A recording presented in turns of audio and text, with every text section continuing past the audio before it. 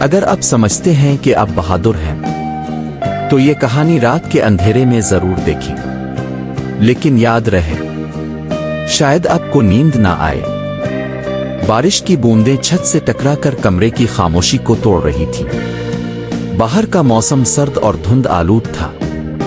علی پہلی مرتبہ اپنے شہر سے دور پڑھنے آیا تھا اور اس قدیم یونیورسٹی کے ہاسٹل میں اسے ایک کمرہ ملا تھا جو ہاسٹل کی عمارت کے آخری حصے میں واقع تھا۔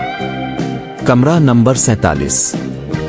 یہ کمرہ نسبتاً بڑا تو تھا، لیکن جیسے ہی علی نے اس میں قدم رکھا اسے عجیب سی سنسناہٹ محسوس ہوئی۔ کمرے میں داخل ہوتے ہی اس نے دیکھا کہ دیواروں پر نمی کے دھبے تھے اور ایک کونے میں رکھی لکڑی کی الماری کا ایک دروازہ آدھا ٹوٹا ہوا تھا۔ فرش پر ایک پرانا قالین بچھا تھا جس میں سے سڑاند کی ہلکی ہلکی بو اٹھ رہی تھی۔ علی نے خود کو سمجھایا، شاید یہ پرانا ہاسٹل ہے، سب کچھ نارمل ہے۔ رات تقریباً 12 بجے کے قریب تھی۔ علی اپنی کتابوں میں مصروف تھا جب کمرے کی لائٹ بغیر کسی وجہ کے جھلملانے لگی۔ وہ چونک کر بلب کی طرف دیکھنے لگا، لیکن اچانک بلب بجھ گیا اور کمرہ اندھیرے میں ڈوب گیا۔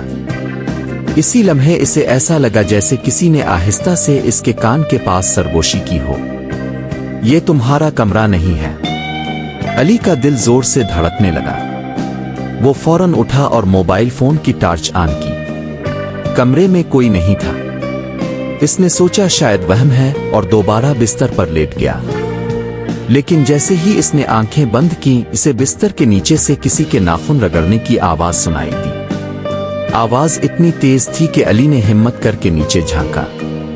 وہاں کچھ نہیں تھا مگر فرش پر 3 لمبی خراشیں بنی ہوئی تھیں جو ابھی ابھی بنی لگ رہی تھیں۔ اگلی صبح ناشتے پر ہاسٹل کے میس میں علی کی ملاقات ایک دبلا پتلا لڑکے سے ہوئی جس کا نام فہد تھا۔ فہد کی آنکھوں کے نیچے سیاہ حلقے تھے اور وہ غیر معمولی طور پر سنجیدہ لگ رہا تھا۔ علی نے بات کرنے کی کوشش کی، یار یہ ہاسٹل کیسا ہے؟ کل رات عجیب آوازیں آ رہی تھیں میرے کمرے میں۔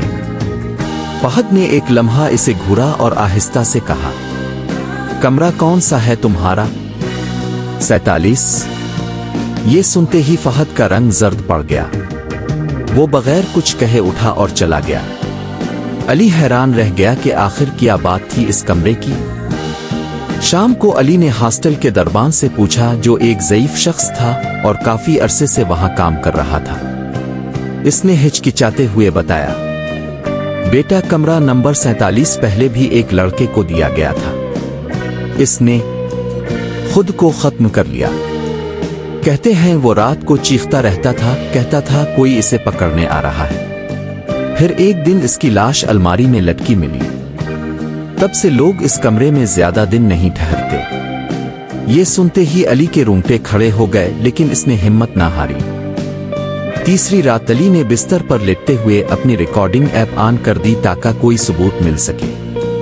رات کے 2 بجے کے قریب اچانک کمرے کا دروازہ چرچرانے لگا اور خود بخود کھل گیا۔ ٹھنڈی ہوا کا ایک جھونکا اندر آیا۔ علی نے کمبل اپنے اوپر تان لیا۔ ریکارڈنگ میں بعد میں جو آوازیں قید ہوئیں وہ ناقابل یقین تھیں۔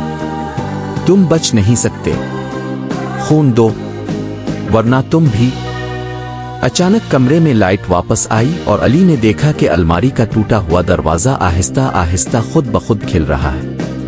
اندر ایک سیاہ سایہ کھڑا تھا جس کی آنکھیں سرخ انگاروں کی طرح جل رہی تھیں۔ علی خوف سے چیخا اور بے ہوش ہو گیا۔ صبح فہد کمرے میں آیا تو علی زمین پر پڑا تھا۔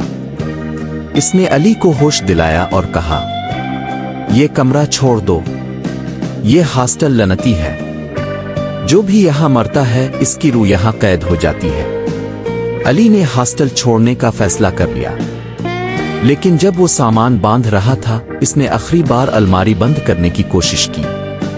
الماری کے اندر ایک خون سے بھرا ہوا ہاتھ کا نشان نظر آیا۔ علی بغیر پیچھے دیکھے بھاگا۔ کچھ دن بعد ایک نیا طالب علم آیا اور کمرہ نمبر 47 اس کے حوالے کر دیا گیا۔ رات گئے اس نے اپنے والد کو فون کیا، ابو کمرہ عجیب سا لگ رہا ہے، لگتا ہے کوئی دیکھ رہا ہے مجھے۔ فون کے دوسری طرف صرف خاموشی تھی اور پھر وہی سرگوشی جو علی نے پہلی رات سنی تھی۔ یہ تمہارا کمرہ نہیں ہے۔ ہاسٹل کے اوپر بادل گرج رہے تھے اور کمرہ نمبر 47 کا دروازہ آہستہ سے خود بخود بند ہو گیا۔